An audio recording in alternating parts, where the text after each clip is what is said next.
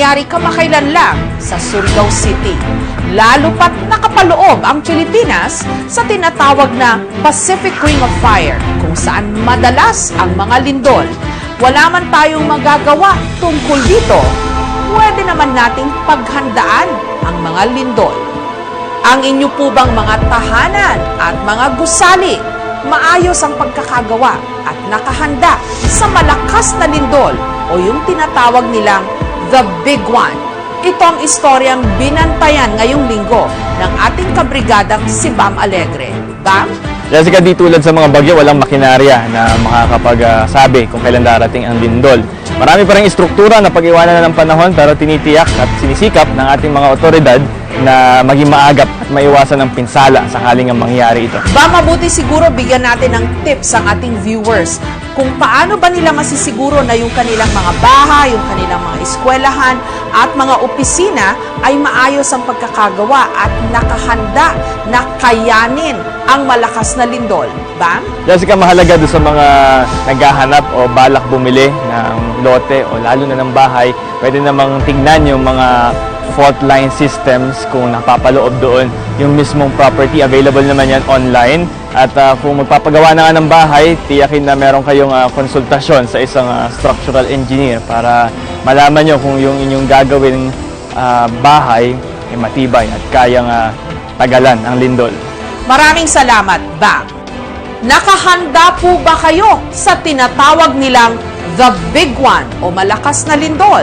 Itong istoryang binantayan ng ating kabrigadang si Bam Alegre. Hindi ko na alam yung gagawin ko, sir. Tumakbo kami sa dala ko ng anak ko. Takot ako ngayon. Biyernes noong nakaraang linggo, nangyanigin ng magnitude 6.7 na lindol ang Surigao del Norte. Naramdaman ng lindol sa Surigao City sa lakas na intensity 7.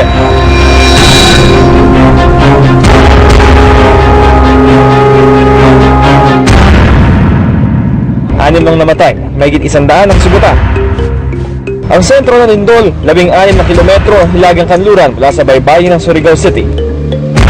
Ang pinakamataas na ground shaking intensity ay intensity 7 sa Surigao City. Base sa aming recent na pag-aaral, ganoon din sa San Francisco. Ang pagkilos ng Surigao segment ng Philippine Fault ang sanhin nito kung saan ang bloke ng bato kung saan nandoon sa side ng Surigao City. Ang boundary nito yung Anaw-Awat Bridge ay gumalaw close to 14 centimeters northwest. Maging ang mga gusali at ilang istruktura, hindi nakaligtas sa lakas ng lindol. Ang 5 palapag na gusali ng paaralang ito, gumuho.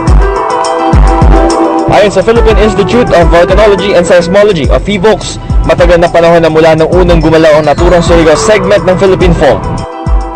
Yung pagkilos mismo ng Surigao segment ng Philippine Fault, 1879, na kung saan ang original estimate dyan based on damage effects ay magnitude 6.9. No? Anong nangyari doon? Nagkaroon ng pagbitak na mahaba kung saan dumaan yung fault at saan kumilos. Nagkaroon ng landslide sa kabundukan. 2014 na maglabas ang PHIVOLCS ng listahan ng mga lugar na daraan ng West Valley Fault System. Ang West Valley Fault ang isa sa pinakamahabang fault sa bansa. Mula Bulacan, binabagpas nito ang mga lungsod sa Metro Manila. Hanggang sa ilang lugar sa Cavite at Laguna. Isa sa mga direktang daraanan ng West Valley Fault ang lungsod ng Muntinlupa. Ang PHIVOLCS at ang School Division Office ng Muntinlupa nagsimula ng ayusin ng mga gusali ng kanilang mga paaralan bilang paghahanda. Sir, magandang hapon po. Kasama ang opisyal ng Schools Division Office ng Muntinlupa at engineer ng Department of Education, in-inspection namin ang ilang paaralang tinukoy ng PHIVOLCS. Una namin pinuntahan ang Alabang Elementary School. Naging priority yung kaligtasan ng mga bata. Diba, sabi nga namin, mas mahalaga ang buhay kaysa din sa mga kagamitan. Okay. So, before that, wala naman sila na-experience ng mga cracks sa luwang building? Meron. Meron na rin talaga. Sa floor, sa sahig namin na nakita yung simula ng mga cracks na yung sahig namin umaangat, yung mga tile. Itong ating kinatatayuan, dumadaan daw rito ang bahagi ng West Valley Fault Line. Dati raw itong sahig ng isang silid-aralan, pero pinag-iba na dahil ito ay mapanganib. Ngayon, tingnan natin yung bagong gusali na kanilang pinatatayo.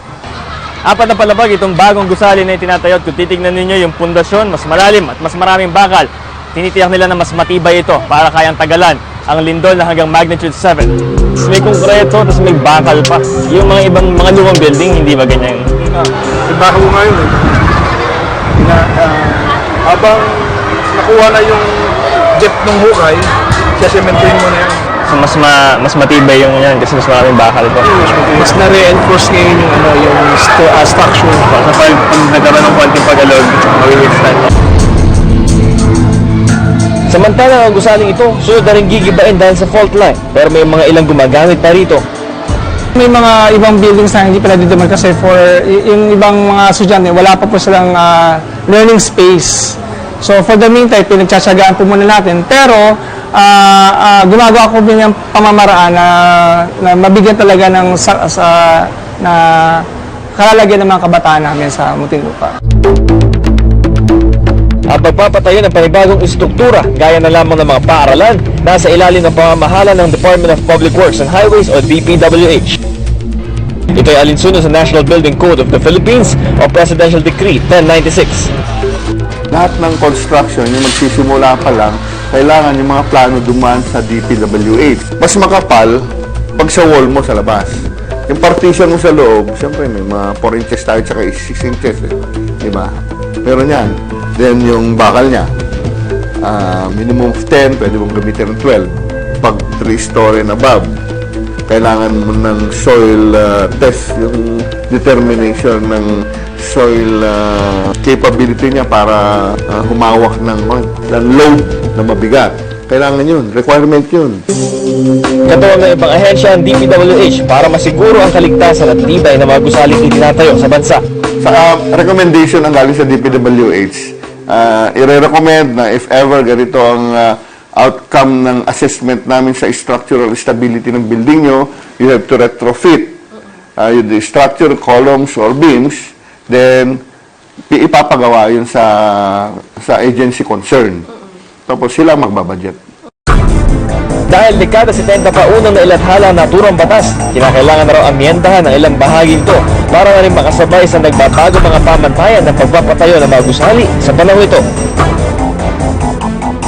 Dito na pumapasok ang makabagong Structural Code of the Philippines. The code basically provides the standards and guidelines that the engineer should follow in order to design an earthquake-ready structure. Ang Association of Structural Engineers ang pangunahing naglalabas ng mga panuntunan sa Structural Code. It's every 5 years, nagre-release kami ng updates. And yung mga later codes, nagko-collaborate kami with PHIVOX. Yung mga fault lines, ini-incorporate din namin siya sa code. So may factor niyan, how close you are dun sa fault line, may effect ngayon siya dun sa lindol. So basically, the code specifies, ang minimum requirements ng code is for life safety. Building was designed and was constructed in compliance with the code, then it can withstand an earthquake na about magnitude 7 to 8. Sa pinakabagong lathala ng Structural Code noong 2015, kasama na sa mga pangunahing requirements sa pagpapatayo ng gusali ang daraanan ng mga fault line na bansa. So ito yung maps ng mga fault line sa buong Pilipinas. Bawat region meron din siyang fault line. So kung may building ka, more or less may estimate mo kung gaano siya kalayo dun sa fault line. So bawat region ginawa namin na lahat ng regions para madaling makita. Yung type ng lupa, may effect siya eh. Kung malambot or matigas, meron siyang nakalagay dyan. So dapat i-consider din yun yung type ng lupa. Dahil updated na ang mga pamantayan para sa pagpapatayo ng mga bagong gusali, paano naman ang mga lumang estrukturang naitayo bago pa man mailabas ang mga bagong pamantayan ito? Aminado naman ng mga eksperto na hindi palagi nasusunod ang building code at structural code sa bansa. Practice dito sa atin yung mga residential houses, yung mga 3-story building. Yan, minsan yung nagde-design na lang, foreman na lang, kung yung contractor, sige, alam na nila, based on doon sa mga nagawa nila dati, ganito yan, ganito lang gagawin dyan. So doon kami medyo meron kami doon concern kasi nga, some of those structures that are, yung maliliit na structures, yung mga small to medium rise na structures, hindi siya, minsan, some of them are not designed or not complying with the code. Actually, dyan talagang may yung budget nga talaga yung nagiging issue sa ganyan eh. May karampatang parusa naman kung makita hindi sumunod sa code ang gusali. Pinakamababa ang 10,000 piso na multa. Depende sa kung gaano kalaki ang halaga ng gumuhong gusali. if anything happens to a building and makita siya na hindi siya compliant sa code, kumbaga kaya nagkaroon ng failure yung building mo, kaya nagkaroon ng structural failure, yung structural engineer na nakapirma doon, once proven na ganun nga, we are liable for yung may criminal liability kami. Upang matiyak na nasusunod ang building code, regular na binibisita dapat ng isang building official ng local government unit ang isang gusali upang masiguro ang integridad ng naturang estruktura. Sa nangyaring lindol sa Surigao at sa pinangangambahang Nabigwa, nagpaalala ang FIVOC sa kaligtasan ng ating mga kababayan. Well, unang-una, isinusunod natin ang building code. Hindi tayo maapektuhan, hindi tayo mamamatay. Kasi ang lindol, hindi yan nakakamatay. Ang pagbagsak ng bahay at gusali ang nakakamatay. No? Sa rule of thumb, ang sinasabi namin, kailangan paghandaan ang mga intensity 8, shaking at least. No? So ang ating building code, kapag ito'y sinusunod ng mabuti, assures us na kayang-kaya ng ating mga bahay at gusali ang intensity 8 na shaking. Panawagan ng mga otoridad sa mga nagpapatayo ng gusali, bahay o iba pang estruktura maging masinsin sa pagsunod sa building code. Hindi na kailangan hintayin pa ang pagdating ng isa na namang malakas na lindol bago pa tayo muling kumilos. O wala na sigurong buhay na mawawala sa umpisa pa lang o maaga tayo nakapaghanda sa sakuna. Patuloy na magbabantay sa mga isyu ng bayan. Ako si Bam Alegre, kasama sa iisang brigada.